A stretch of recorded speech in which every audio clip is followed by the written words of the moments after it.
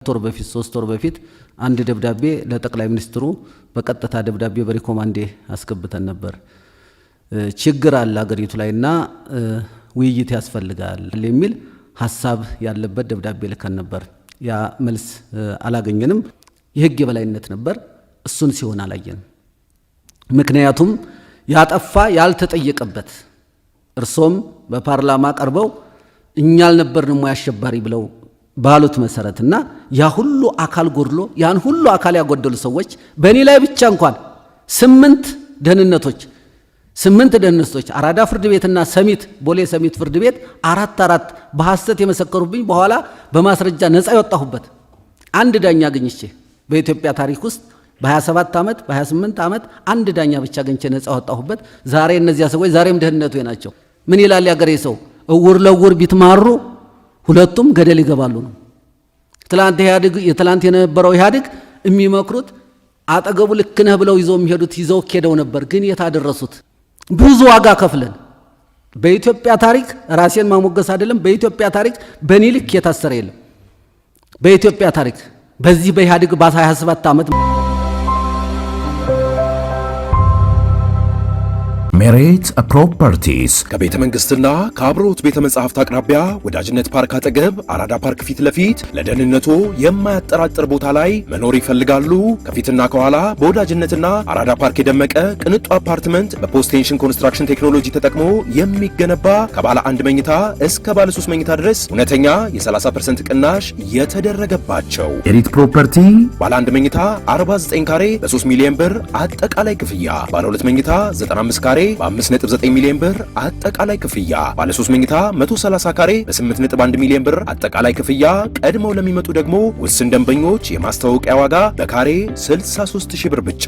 በዚሁ መንደር ውስጥ መዋኛ ገንዳ፣ ጂምናዚየም፣ ደረጃውን የጠበቁ ሰፋፊ ሊፍቶች፣ ምቹና በቂ መኪና ማቆሚያ ቦታዎች፣ ዘመናዊ የደረቅ ቆሻሻ ማስወገጃ፣ አውቶማቲክ ጄኔሬተር የተገጠመለት የከርሰ ምድር ውሃና ለተለያዩ አገልግሎት የሚውል ሰገነትን አካቷል። ለበለጠ መረጃ በ0923 60 4913 ላይ ይደውሉ።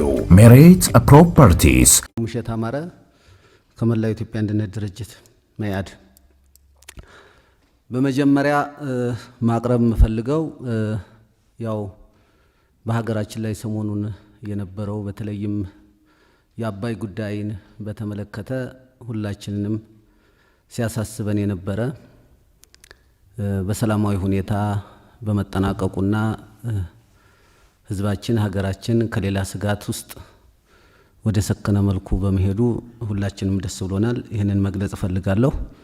በዚሁ አጋጣሚም አባይ በጣና ላይ ጣና በአባይ ላይ አብረው ይጓዛሉ ይሄዳሉ የሚለውን አስተሳሰብ ብዬ አባይ የመገደቡንና የሀገራችን ህልውና ወይም ደግሞ መብታችን ጥቅማችን የሚከበርበት እንዳለ ሆኖ የጣናም ጉዳይ እንዲሁ ቢታሰብበት፣ በሌላ መልኩ አባያታ ሐይቅም ዘዋይ ሐይቅም እንዲሁ ችግር እያጋጠማቸው መሆኑ አንዱን ጥለን አንዱን ይዘን እንዳንሄድ ሁሉንም በየአግባቡ እንዲኬዱ ለማለት ነው።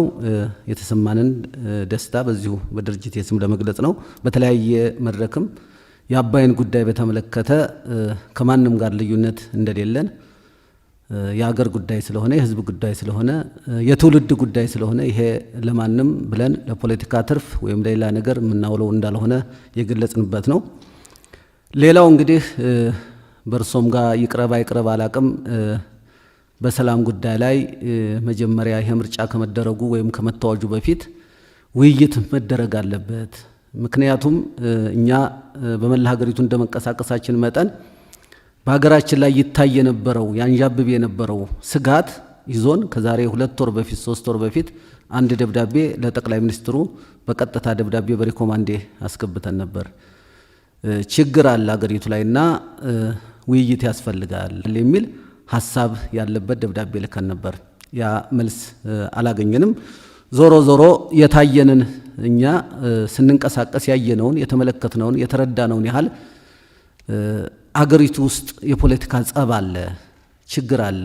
እንደሚባለው አሁን ይሄ ዝም ብሎ ህዝብ ለህዝብ አልተጣላም እንዲህ አላለም የሚለው ነገር ባይ ፖለቲካው ህዝቡን ጥግ አስይዞታል፣ አለያይቶታልና መጀመሪያ በፖለቲካ ጉዳይ ላይ ለመነጋገር በፖሊሲ ጉዳይ ላይ ለመነጋገር ሐሳብንም ለመሸጥ የህዝቡ የሀገሪቱ አንድነት መከበር አለበት መጠበቅ አለበት የሚል የጸና አቋም ስለነበረን ይህንን በተደጋጋሚ ገልጸናል።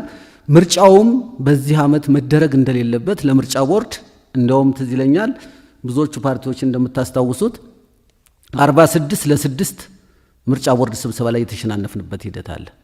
ዘንድሮ ይሄ ምርጫ መደረግ የለበትም፣ ምክንያቱም የሰላሙ ሁኔታ አስጊ ነው፣ ችግር ነው። ወደ አንድ እስካልመጣንና በሐሳብ ብቻ መለየት እስካልቻልን ጊዜ ድረስ አንተና አንቺ ከተባባልን በኋላ ነገ የምንቋጭበት መድረክ ስለሌለን መጀመሪያ መድረኩን እናመቻቸው፣ ከዚያ በኋላ የሐሳብ ፍጭት ይኖር የሚል ሐሳብ አቅርበን ነበር። አጋጣሚ ሆኖ እርሶ የሚመሩትን ፓርቲ ብልጽግና መደረግ አለበት ብሎ ከስድስቱ ፓርቲዎች ውስጥ ነበረ።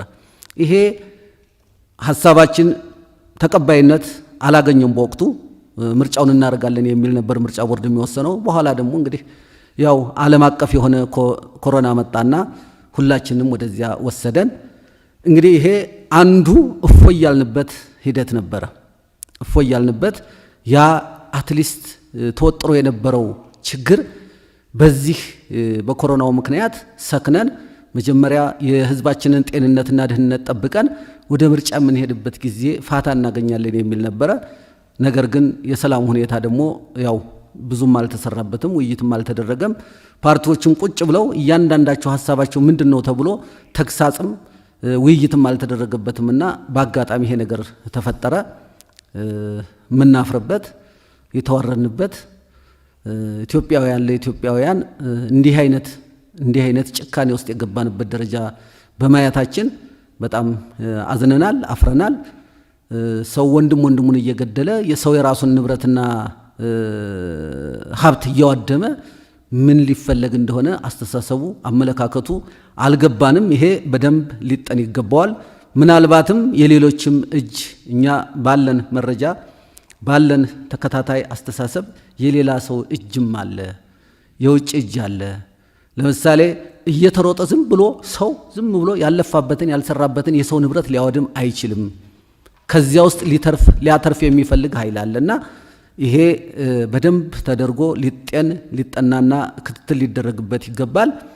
ልክ እንደ አባዩ ጉዳይ በጥናት የተመሰረተ ነገ ጭቅጭቅ ሊያመጣ የማይችል ግልጽ የሆነ ለህዝቡ ተጠያቂነትን ሊያስከትል የሚችል የመንግስት ሚና ሊታይ ይገባል። እዚያ ላይ ግልጽ ያልሆነ በዚህ በጽንፍ አለ። አሁን በዚህ በሐረር አካባቢ በሌሎች አካባቢ እነማን ናቸው እነዚያ ሰዎች ኢትዮጵያውያን ናቸው ወይስ ከማለት ያስደፍራል። እንዳልሆኑም አንዳንዶቹ ፍንጫቸው አለ እንዳልሆኑምና ይሄ መለየት መቻል አለበት። በስደተኝነት ሰበብ፣ በቱሪስት ሰበብ፣ በጋዜጠኝነት ሰበብ የሚመጡ ብዙ ነገሮች እንዳሉ መቼም ከመንግስት ይሄ ይሰወራል ብዬ አላስብም። ነገር ግን ያ ነገር ቢሆን ሌላው እንግዲህ ቅድም የተጀመረ ነገር አለ። በዚያ መድረኩ በሚፈቀድበት ጊዜ የምናቀርበው ይሆናል። የዚህ ሁሉ ጭቅጭቅ ሁሌም እንደምንለው እኔም በግሌም እንደ ድርጅቴም የሚያምንበት የዚህ ሀገር ችግር የህገ መንግስት ችግር አለብን፣ መታየት አለበት በድፍረት። አሁን ብናሽሞነሙነውም ዝም ብለን ብንፈራውም የሚመጣ ስጋት አለን ብለን ብናስብም የሚቀር ነገር አይደለም። በእርሶም ዘመን ይሁን ከእርሶ ዘመን በኋላ ሌላም ቢመጣም ይሄ ችግር መከሰቱ አይቀርምና ለአንዴና ለመጨረሻ ጊዜ በህገ መንግስታዊ ላይ በሀገራዊ አንድነቱ ላይ ስምምነት ያስፈልጋል። ይሄ በድፍረት መኬድ አለበት። እኔ እንዲያውም ከእስር ቤት ከወጣን በኋላ ይከበራል ብዬ ያሰብኩትና እንትን ያልኩት ሁለት ነገሮች ነበሩ፣ ሶስት ነገሮች። አንደኛው የህገ መንግስቱ ጉዳይ ይታያል የሚል እምነት ነበረኝ። ሁለተኛው የጸረ ሽብር ህጉ ያ ጸረ ሽብር ህግ ብዙ ዋጋ ያስከፈለን ስለነበረ በሐሰት ያለ ማስረጃ የሚጠሉትን ሰዎች ብቻ እየተፈለጉ ዋጋ የተከፈለበት ሂደት ስለነበረ እሱ ይሰረዛል ወይም ደግሞ ሙሉ በሙሉ ይቀራል የሚል እምነት ነበረን። አንድ ወቅት ላይ የዛሬ ዓመት አካባቢ መሰለኝ ውይይት አድርገንበታል፣ እንዲቀር ሐሳብ ሰጥተናል። ግን እስካሁን ድረስም ምን ላይ እንደደረሰ እናቅም። ሌላው በሀገራችን ውስጥ ማየት የምፈልገውና እስካሁንም ድረስ ሲሆን ያላየሁት የታገልንለትና አትሊስት እንደው የተሻለ ነገር ይመጣል ብለን ያሰብነው የህግ የበላይነት ነበር። እሱን ሲሆን አላየንም። ምክንያቱም ያጠፋ ያልተጠየቀበት እርሶም በፓርላማ ቀርበው እኛ አልነበርንም ወይ አሸባሪ ብለው ባሉት መሰረትና ያ ሁሉ አካል ጎድሎ ያን ሁሉ አካል ያጎደሉ ሰዎች በእኔ ላይ ብቻ እንኳን 8 ደህንነቶች አራዳ ፍርድ ቤትና ሰሚት ቦሌ ሰሚት ፍርድ ቤት 4 በሐሰት የመሰከሩብኝ በኋላ በማስረጃ ነፃ የወጣሁበት አንድ ዳኛ አግኝቼ በኢትዮጵያ ታሪክ ውስጥ በ27 ዓመት በ28 ዓመት አንድ ዳኛ ብቻ አግኝቼ ነፃ ወጣሁበት። ዛሬ እነዚያ ሰዎች ዛሬም ደህንነቱ ናቸው። በሐሰት ፍርድ ቤት ላይ ምለው ተገዝተው ሲያረጋይተናል አይኤስኤስ ነው ብለው የመሰከሩ ሰዎች ማለት ነው። እኔ የምፈልገው በዚች ሀገር ውስጥ የህግ የበላይነት፣ ዳኛ በትክክል ወንበሩ ላይ፣ መርማሪ ፖሊስ በትክክል መርማሪ ፖሊስ ሆኖ ማየት ነው በአገሬ ላይ የምፈልገው። ይሄንን እንድናይ ነው ምኞታችን። ዛሬም በጅምላ የሚደረግ ነገር አለ። ምናልባት ወቅቱ ይሄንን አስገድዶ ሊሆን ይችላል አላቅም። ግን ጥርት ያለ ዳኛ መርማሪ ፖሊስ እንዲኖረን፣ አቃቤ ህግ እንዲኖረን እንፈልጋለን። ፍትህ በሌለበት ሀገር ላይ ዲሞክራሲ፣ ምርጫ፣ ሌላው በሙሉ ለኔ እንጭፍጫፊ ነው። ፍትህ ያስፈልጋታል ኢትዮጵያ።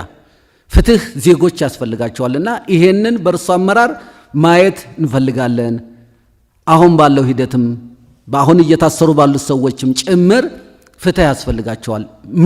ያጠፋው በትክክል ምንድነው ያጠፋው? የሐሰት ምስክር እዚህ ሀገር ይዘጋጃል። በአይናችን በተግባር ያየነው ነው።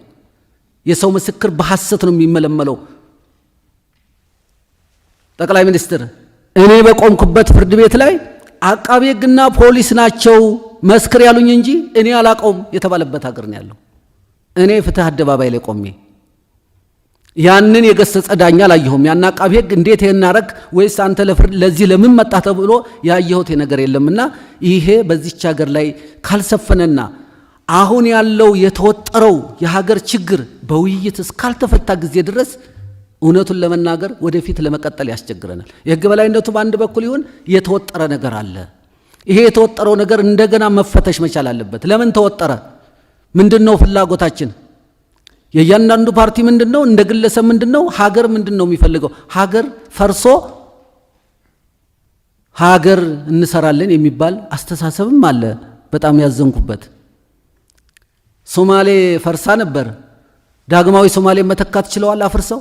የመን እየፈረሰች ነው። የመንን መልሶ መተካት ተችሏል? ሊቢያ እንደዚህ ነው። ይችን መተካት ተችሏል? እየደከመችም ቢሆን እየተንገዳገደችም ቢሆን የኛ ፍላጎት ሁሌም እንደምንለው የኛ ፍላጎት የኛ ምኞት ይቀራል እንጂ ሀገሪቱ ግን እየተንገዳገደችም ቢሆን ወደፊት መሄድ መቻል አለባት። በምንለያይባቸው አስተሳሰቦች በፖለቲካ አስተሳሰባችን እንለያይበታለን፣ እንጨቃጨቅበታለን፣ እንፎካከርበታለን። አንድ የሚያረገን የሀገር አንድነት ሲመጣ ደግሞ በጋራ እንቆማለን። ይሄ የማይሆን ጉዳይ ነው። በታሪካችን በታሪክ ጠባሳ ፊት መቆም አንፈልግም። በታሪክ ጠባሳ ዛሬ በታሪክ ጠባሳ ፊት የቆሙ ሰዎች ናቸው። ቀደም ያሉት ነገር አለ። አንዳንዶቹ እኛ የምናውቃቸውን ሰዎች ጠርተን ስናወያይ ሌሎቻችን ይሄ እኛ እንዳድሎ ነው የምንቆጥረው። አድሎነት የጻፍነው ደብዳቤያችን ላይ አድሎኝነት ይታያል ብለናል። ይሄ መቅረት አለበት። ትላንትና ህገ መንግስት ሲመሰረት የነበሩ ሰዎች ዛሬም እነዚያው ሰዎች ይመጣሉ። ይሄንም መንካት የማይችሉ እንደውም ይሄ መንግስት መምረጥ ያለበት የሚተቸውን ትክክል አይደለም ብሎ አቅጣጫ የሚያሳዩ ጉድፉን የሚነቅስለት እንጂ የሚያሞግሰውማ ትላንትና የሚያሞግሰው ማአት ነበር። ምን ይላል ያገሬ ሰው? እውር ለውር ቢትማሩ ሁለቱም ገደል ይገባሉ ነው። ትላንት የነበረው ኢህአዴግ የሚመክሩት አጠገቡ ልክ ነህ ብለው ይዘው የሚሄዱት ይዘው ሄደው ነበር። ግን የታደረሱት ይሄ መስተካከል እንዳለበትና አድሎኝነት ስላለ ነው አሁን ይሄ ጽንፍ የወጣው ይመስለኛል። እኔ ተሳስቼ ሊሆን ይችላል። አድሎኝነት አለ ብዬ አስባለሁ። በግልጽ ሁላችን የዚች ሀገር ዜጋንን ካል በኩል መንፈስ መስተናገድ አለብን። ነፃነቱ ወይም ደግሞ እቺ መጣች የተባለች ብልጭ ያለች ለውጥ ብዙ ዋጋ ከፍለን ያመጣናት። ብዙ ዋጋ ከፍለን በኢትዮጵያ ታሪክ ራሴን ማሞገስ አይደለም። በኢትዮጵያ ታሪክ በኔ ልክ የታሰረ የለም። በኢትዮጵያ ታሪክ በዚህ በኢህአዴግ በ27 ዓመት ማለት ነው 12 ጊዜ 12 ዓመት ሙሉ በዚህ አሰቃቂ የመጀመሪያው የማዕከላዊ አሟሽ የመጨረሻው ማዕከላዊ ተዘጋም ሲባል የተዘጋብኝ ማለት ነው። ስለዚህ የኃይለ ሥላሴ አይነት ነገር እንዳይፈጠር ስለምሰጋ ነው ይሄን የምለው። በአፄ ኃይለ ሥላሴ ጊዜ እንደምታስታውሱ እሳቸው ከስደት ሲመለሱ ጥሩ ዲፕሎማት እንደሆኑ እናውቃለን። ምርጥ ዲፕሎማት ናቸው። አርበኛውንም ባንዳውንም ይዘው ለመሄድ ብዙ ሞክረዋል። ኢትዮጵያዊነት መንፈስ ግን ከዚያ ጀምሮ ነው እየጠፋ የመጣው። ኢትዮጵያ ሀገሬ ሞኝነሽ ተላላ የተባለውም ያ ነው። እሳቸው ባንዳውን ሰበሰቡና አጠገባቸው ሲያረጉ ለሀገር የሞተው አርበኛ በሙሉ ተገፋና በኋላ ኢትዮጵያዊነት መንፈስ ከዚያ ጀምሮ እየሳሳ እረኛው ሁሉ እየተቀባበለው ኢትዮጵያ ሀገሬ ሞኝነሽ ተላላ የሞተልሽ ቀሎ የገደለሽ በላ እየተባለ የኖረበት ጊዜ አለና ይሄ ቢታሰብበት ነው። እግዚአብሔር ይስጥልኝ። አመሰግናለሁ። ሜሪት ፕሮፐርቲስ ከቤተ መንግስትና ከአብሮት ቤተ መጻሕፍት አቅራቢያ ወዳጅነት ፓርክ አጠገብ አራዳ ፓርክ ፊት ለፊት ለደህንነቱ የማያጠራጥር ቦታ ላይ መኖር ይፈልጋሉ? ከፊትና ከኋላ በወዳጅነትና አራዳ ፓርክ የደመቀ ቅንጡ አፓርትመንት በፖስት ቴንሽን ኮንስትራክሽን ቴክኖሎጂ ተጠቅሞ የሚገነባ ከባለ 1 መኝታ እስከ ባለ 3 መኝታ ድረስ እውነተኛ የ30% ቅናሽ የተደረገባቸው ሜሪት ፕሮፐርቲ ባለ 1 መኝታ 49 ካሬ በ3 ሚሊዮን ብር አጠቃላይ ክፍያ፣ ባለ 2 መኝታ 95 ካሬ በ5.9 ሚሊዮን ብር አጠቃላይ ክፍያ፣ ባለ 3 መኝታ 130 ካሬ በ8.1 ሚሊዮን ብር አጠቃላይ ክፍያ። ቀድመው ለሚመጡ ደግሞ ውስን ደንበኞች የማስተዋወቂያ ዋጋ በካሬ 63000 ብር ብቻ።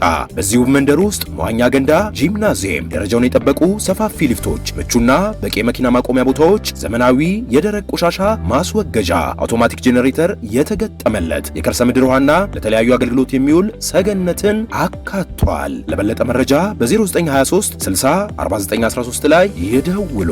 ሜሪት ፕሮፐርቲስ ነው በእኔ በኩል ያለው እንጂ ያኔ ትውልድ ምንም አልሰራም አልታገለም ወይም ጀግንነቱ ለማንበብ መሞከሩን የሚያራክስ እምነት ብዙ የለኝም እና ቸናሸን ምናልባት እናንተና መይሶንን ነካ ለማድረግ ፈልጌ ያነሳሁት ሐሳብ ይሆናል። ስለ እናንተ በጣም ብዙ ስላነበብኩ እና ጊዜ ስለጠፋው ዝርዝር ችግሮቻችሁን ከፈለገን ጊዜ ወስደን መወያየት እንችላለን። በጣም ብዙ የሚተች ነገር እንደነበረ መደበቅ አይቻልም። ኃይሌ ፊዳ አልጄሪያ ሄዶ የነበረው ከእናንተ ተማሪዎች ጋር የነበረው ንግግር ቢግባቡ ኖሮ አብዛኛው ነገር ይፈታ ነበር። ኃይሌ ፊዳ ከአውሮፓ አልጄሪያ የሄደበት ጉዳይና ያወያያቸው ጉዳይ ያን ያክል የሚያጋድል አልነበረም። በኔ ንባብ የእርሶን ያክል ባላቅምና እንደዛ አይነት ነገር በዛ ቢታይ የሚገባችሁ ክብር ግን እንዳለ ሆኖ እሱ ብቻ እኮ አይደለም። ህብረ ብሔራዊ ፓርቲ ለመፍጠር የነበረውን በሽታ በዚያ ጊዜም በኋላ በቅንጅት በህብረት ጭምር የነበረውን በሽታ ስታዩ እነሱን ነገሮች ሳንፈራ በደንብ ገምግመን ካላስተካከል አሁን ብልጽግና እንዴት አድርጎ ነው ከእናንተ ፓርቲ ጋር የሚዋሃደው? እንደ ነውር ነው የሚታየው፣ እንደ ታቡ ነው የሚታየው። አብሮ መስራት ተገቢ ያልሆነ ተብሎ ነው የሚታሰበው እንጂ እኮ አይዲያ አምጣ ቢባል እዚህ የተሰበሰበው 100 ሰው ቢበዛ 2 ወይ 3 ሐሳብ ነው ያለው። ያንን ገምግመን ካልተቸን በስተቀር አሁን የጋራ መንግስት መፍጠር አንችልም። የባለፈውን መገምገሙን በዚያ ቢያዩት እንደውም ከኔ በላይ እርሶ ስለሚያውቁ የበለጠ ደካማ ጎኑ ጠንካራ ጎኑን በደንብ ቢያሳዩት ጥሩ ይሆናል ብዬ አስባለሁ። ቁንጽል ትችትም ትክክል አይደለም። በደፈናው ደግሞ ያኔ ትውልድ የሚባለውንም እንከን አልባ አድርጎ ማሳየትም ትክክል አይደለም። ጠንካራ ጎኑን መያዝ፣ ደካማ ጎኑን ማረም፣ መደመር እንደዛ ነው የሚለው። ትናንትና ውስጥ ወረትም አለ፣ ትናንትና ውስጥ ውዝፍ ስራም አለ ይላል። ዛሬ ውስጥ ጠንካራ ጎን አለ፣ ዛሬ ውስጥ ደካማ ጎን አለ ይላል። ነገ ውስጥ ተስፋ አለ፣ ነገ ውስጥ ስጋት አለ ይላል። የጊዜ ታካኪ አንሁን የሚለው መደመር ለዛ ነው እና በዚያ ቢረዱኝ እርሶን ለማስከፋት ወይም የሀፓን ለማስከፋት ተደርጎ ባይታሰብ ጥሩ ነው። የእናንተ ብቻ ግን አይደለም። ነፃ አውጪ የሚባሉ ፓርቲዎችም እንደዛ ናቸው። ለምንድን ነው ቲፒኤልኤፍ እና ኦነግ ዛሬ ባንዲራውን በጋራ ማንጠልጠል የሚችል ከሆነ ያኔ ግንባር መፍጠር ያልቻለው? ሐሳቡ አንድ ነው፣ ሌፍቲስት ነው፣ የነፃነት ግንባር ነው። መጠየቅ አለብን እኮ ለምንድን ነው ብለን እና ያንን በሽታ በደንብ ማየት ጠቃሚ ይመስለኛል። ሌላው ከእስረኛ ጋር ያለው ቅድም ባነሳሁት መንገድ የሚታይ ሆኖ የፖለቲካ ፓርቲዎች ብታዩት ብዬ የማስበው ዴሞክራሲን ከህግ የበላይነት ውጪ፣ ከመደማመጥ ውጪ፣ ከመከባበር ውጪ ልናመጣው አንችልም። ያ ሁሉም በአቅሙ የሚከተለው አለ፣ ጉልበት አለ፣ መሳሪያ አለ። መደማመጥ ከሌለ ይበልጥ እንዳንጎዳዳ በመደማመጥ ብናመጣው፣ ሰላምና የህዝብ ሉዓላዊነት ለድርድር ባናቀርብ፣ ማንም ይሁን ማን ሰላም ካደፈረሰ ይጠየቅ ብንል የሴራ ፖለቲካ ብንተው አብዛኛው የኢትዮጵያ ፖለቲከኛ የመንገድ ላይ አራዳ ነው። የሚያሸንፍበትን ሳይሆን የሚያታልልበትን መንገድ ነው ሲያስብ የሚውለው። ቀኑን ሙሉ ጥላቻን፣ መገፋፋትን እያሰበ ሲውል ሀገር የሚገነባ ሐሳብ የፈጠረ ይመስለዋል። አሳቢ ለመሆን ከችግር ማውጫ መንገድ መፍጠር ነው እንጂ ችግር ማባባስ መሆን የለበትም። ይሄም በእናንተ በኩል የጥላቻ ፖለቲካን፣ የጥላቻ ትርክት፣ በሐሳብ የበላይነት ላይ ያልተንተራሰን ፖለቲካን፣ ጭፍን የሆነ ዋልታ ረገጥነትን ከተዋችሁ በእኛ በኩልም የሚታዩ ስህተቶች በየጊዜው እያረምን እያስተካከልን በጋራ መሄድ እንችላለን የሚል እምነት ነው በእኔ በኩል ያለው። በእናንተ በኩል ግን የእናንተ ጋፕ ሳይታያችሁ ችግሩ ሁሉ የመንግስት ነው፣ ችግሩ ሁሉ የፓርቲ ነው ካላችሁ ውጤታማ አንሆን። አንድ አርሶ አደር ከአንድ ከተሜ ጋር ዲል ነበረው። ለ100 ግራም ዳቦ 100 ግራም ቅቤ ማቀበል። ከከተማ 100 ግራም ዳቦ ይቀበላል፣ እሱ ደግሞ 100 ግራም ቅቤ ለዳቦ ጋጋሪ ይሰጣል።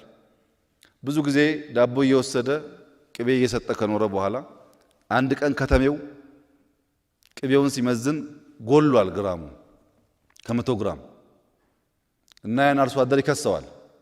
ውላችን 100 ግራም ዳቦ ሰጥቼ 100 ግራም ቅቤ መቀበል ነው።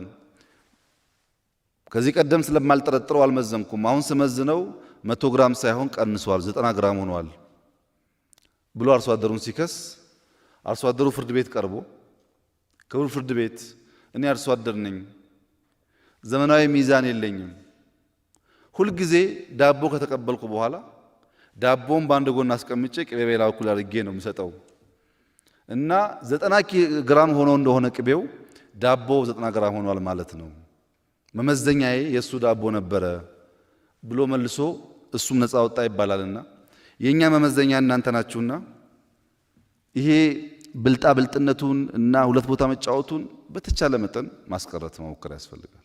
በተቻለ መጠን ምክንያቱም ምንም በሻሻ ብንወለድ በብልጠት ብዙ ከእናንተ ስለማናንስ ማለት ነው። እሱን ትተን በሚያከባብር በሚያቀራርብ መንገድ ማየት ጠቃሚ ነው የሚሆነው። ለምሳሌ ከኦነግ ጋር ተያይዞ ቀደም ብዬ እንዳነሳሁት ብዙ የረዳነው ድርጅት ነው። በገንዘብ በአቅም ሊደራጅ ከነበረበት ሁኔታ እንዲወጣ የረዳነው ድርጅት ነው። በባለፈው መድረክ አቅርቤ ነበር፣ ታስታውሱ እንደሆነ 2 ቦታ ትርገጡ ብዬ ነበር። አሁንም በእናንተ በኩል ሰላማዊ ትግል ነው ትክክለኛው መንገድ፣ በሰላማዊ ትግል ሐሳባችንን ሽጠን ነው ኢትዮጵያ ውስጥ በምርጫ ማሸነፍ የምንፈልግ እስካላችሁ ድረስ ሙሉ ድጋፍ አላችሁ።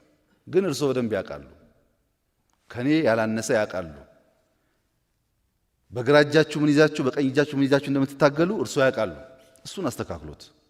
አሁን አይንን ጨፍንና ላሞኝ ሳይሆን አያስፈልገንም። በኦሮሚያ ክልል እየሞተ ያለው ሜንሊ እንታገላለን የምትሉት ህዝብ ነው። ሀብት እየጠፋ ያለው የዚህ ህዝብ ነው። እሱን እያስገደልን ስለ ፖለቲካ ከምናወራ ቢያንስ በአፍ እየተከራከርን ሰው ሳይሞት ንብረት ሳይወድም እናንተም በነጻነት ሐሳባችሁን ብትሸጡና ብትመረጡ መልካም ይሆናል። በእኛ በኩል በኦሮሚያ ክልል ለብቻም ሙከራዎች ነበሩ ውይይት ለማድረግ። እርስዎ እንደሚያውቁት ገዳይ ስኳድ አታስገቡ ከተማ ውስጥ። ገዳይ ስኳድ አይነት እንትን ጥሩ አይደለም። እኔን ለመግደል የምታደርጉት ሙከራ ተው፣ አይጠቅማችሁም ብዬ ለእናንተ አመራሮች አንስቻለሁ። አሁን ደግሜ የማረጋግጥልዎት ነገር እኔን መግደል ማለት ኢትዮጵያ መግደል አይደለም። ኢትዮጵያ 100 ሚሊዮን ህዝብ አላት። እኔ በሞት አንደኛው ይነሳል፣ አይጠቅምም። በሐሳብ እንከራከር፣ እንወያይ። እኛ ጋም ችግር ይኖራል። 1001 ቢሮ ሚዘጋ የሚያስር ሞልቷል። የለም ብዬ አይደለም። ተቀራርበን ከሰራን እንፈተዋለን።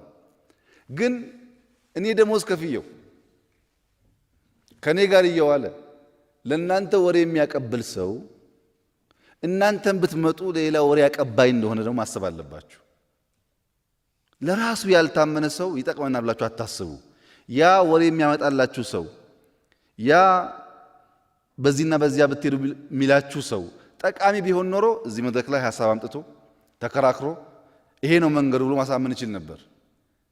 የኛም መድረክ ደግሞ ብታዩት አንደኛ አወዳሽ አሞጋሽ እነዚህ ናቸው እና ሚላላክ ሰው ትተን በመርህ ላይ ቆመን በሐሳብ ከሰራን መፍትሄ ያገኛል የሚል ሐሳብ አለኝ። እናንተ ጋር ሆኖ ወንጀል የሰራ ሰው ካለ ግን የኦነግ አባል መሆን ከወንጀል ነፃ የሚያደርግ ህገ መንግስት እስካሁን ስላልጸደቀ ይጠየቃል።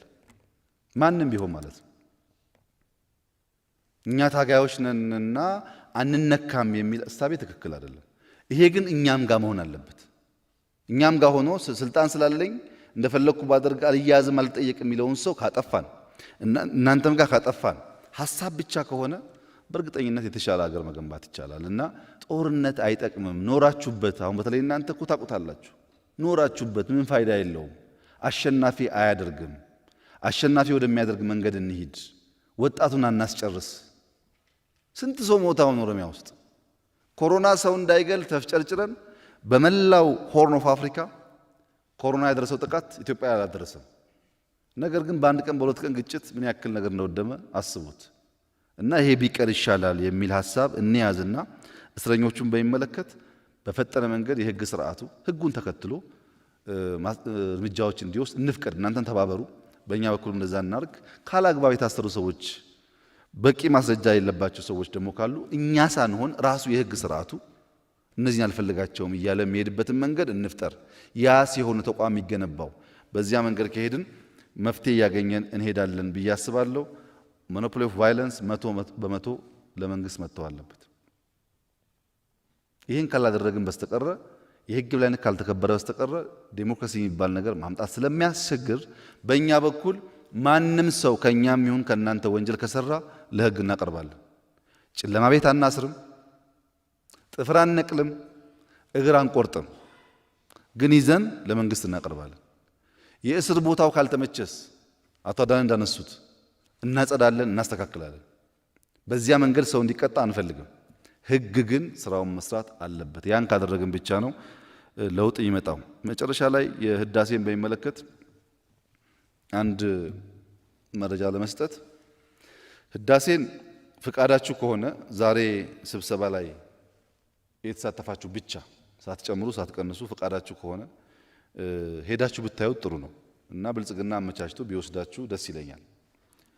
ወጪ እንዳይከብዳችሁ ማለት ነው። እኛ ትንሽ ሀብታሞች ስለሆን አቶ ሙራራ አሁን ገና ሳቀ። ሀብታሞች ነን ስለው አሁን ገና ሳቅ መጣ። ለምንድን ነው ማየት የሚያስፈልገው? ዓላማው በ2015 ህዳሴን ሙሉ በሙሉ መጨረስ ነው። 2015 እኔ የመራው ብልጽግና ፓርቲ ማሸነፍ ካልቻለና ከእናንተ አንዳችሁ ካሸነፋችሁ እናንተ ሪቫን ስትቆርጡ ማየት እፈልጋለሁ። እኔ ካሸነፍኩ እኔ ቆርጠዋለሁ። እኔ ማሸነፍ ባልችልና አንዳችሁ ደግሞ መሪ ብትሆኑ ህዳሴ መስተጓጎል የለበትም። ብዙ ነገር አለው ለዚህ ሀገር፣ ኢነርጂ ብቻ አይደለም። ሁላችሁንም የሚያኮራ ነው፣ ልጆቻችሁንም የሚያኮራ ነው። ስህተቱን አርመን ብንጨርሰው ጥሩ ነው። እንዳንጨርሰው የሚያደርገው አንዱ ገንዘብ ነው። ዓለም በሙሉ ጫና መፍጠር የሚፈልገው በገንዘብ ነው። እናንተ ትፎክራላችሁ፣ ህዳሴ ይለቅ ብላችሁ በገንዘባችሁ ፎክሩ። ገንዘብ እያዋጣችሁ ካልፎከራችሁ በስተቀረ እንዲሁ በሚዲያ ብቻ ብንናገር ህዳሴን ማሳካት አንችልም። የውሃ ሙሊት ህዳሴ አካባቢ ዳታ እንዳይኖር ሪከርድ እንዳይደረግ አድርገን ስራውን የሰራን ቆይተን በመሃል ላይ በሳተላይት ወጣ፣ በዚህ ወጣ፣ ተጀመረ። የምታውቁት ነው ግርግሩ። አምነናችሁ እንዳንናገር ሚስጥር መጠበቅ አትችሉም። ዝም ብለን እንዳንሰራ እናንተኛን አታምኑንም። ስለዚህ መሃል ላይ ምን ይፈጠራል? የሚዲያ ጨዋታ ይፈጠራል ማለት ነው። ዋናው ግን ህዳሴን እንዳሳካ ነው። ኢትዮጵያ ውስጥ ዲሞክራሲያዊ ስርዓት ማሳካት የጋራ ፕሮጀክት ቢሆን፣ ሰላም የጋራ ፕሮጀክት ቢሆን፣ በሀገር ናሽናል ዲያሎግ ኢሹስ ላይ የጋራ አጀንዳ ቢሆን እና ለእናንተ እንኳን ቢቀር ለልጆቻችሁ የተሻለች ሀገር ብንተው ጥሩ ስለሚሆን መጀመሪያ ራሳችሁን በማሸነፍ የማታውቁትን ነገር ቀረብ ብላችሁ በመጠየቅ መረጃው ምንድነው ፋክቱ ምን ብላችሁ ተወያይተን መስመር እያስያዝ ነው ብንሄድ አሁን ያለውን ነገር መቀየር ይቻላል ብዬ አስባለሁ። አርበኞች የሉም ወይ ከዚህና ከዚያ የሚያበላሹ? ሞልተዋል፣ ግን አይችሉም። የጀመርነውን ነገር ማንም ማቆም አይችልም።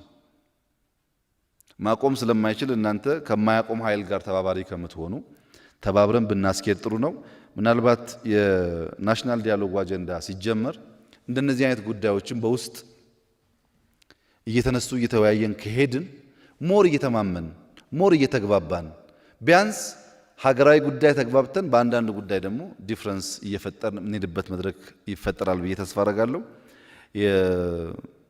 የምክር ቤቱ ባጠረ ጊዜ ፔፐሩ እንዲቀርብ ፔፐሩም ደግሞ ሶሊድ እንዲሆን ጠቃሚ እንዲሆን ውይይቱም ደግሞ ተስፋ ሰጪ እንዲሆን ካደረገው እኛም እየተሳተፍን ያለን ሀሳብ እያካፈልን ከእናንተም እየተማር ወደፊት ደግሞ በጋራ የጋራ የሆነ መንግስትና የጋራ የሆነ ሀገር እየገነባን እንሄዳለን የሚል ግምት ነው ያለኝ። ዛሬ ስለመጣችሁ እጅግ አድርጌ አመሰግናለሁ። የነበረን ውይይትም በጣም ጠቃሚ ነው ብዬ አስባለሁ። የቀረውም በየክልሉ በዝርዝር የተወያየን ደግሞ መፍትሄ እያበጀን ከሄድን ግራጁዋሊ ይፈታል ብዬ አስባለሁ። የኢትዮጵያ ህልውናና ቀጣይነት ሰው ቢፈልግም ባይፈልግም ስሙን ቢጠየፍ ባይጠየፍም ይቀጥላል። ለድርድርም አይቀርብም። ለሚያሰጋን ጉዳይ አይደለም። ምንፈልጋት ኢትዮጵያ ኦሮሞን የምትወድ የምታከብር፣ አማራ የምትወድ የምታከብር፣ ወላይታ ጉራጌ የምትወድ የምታከብር፣ ሁሉም ኮርተው ሀገሬ የሚሉባት ኢትዮጵያ ለመፍጠር ነው። ይሄ ደግሞ በአዋጅ አይሆንም፣ በጋራ ስራ ይፈልጋል። ብሔሮች፣ ብሔረሰቦች ባህላቸው፣ ቋንቋቸው፣ ማንነታቸው ተከብሮ ትበቃለች ኢትዮጵያ ለሁላችንም። በቅታ ኖራለች፣ ትበቃለች።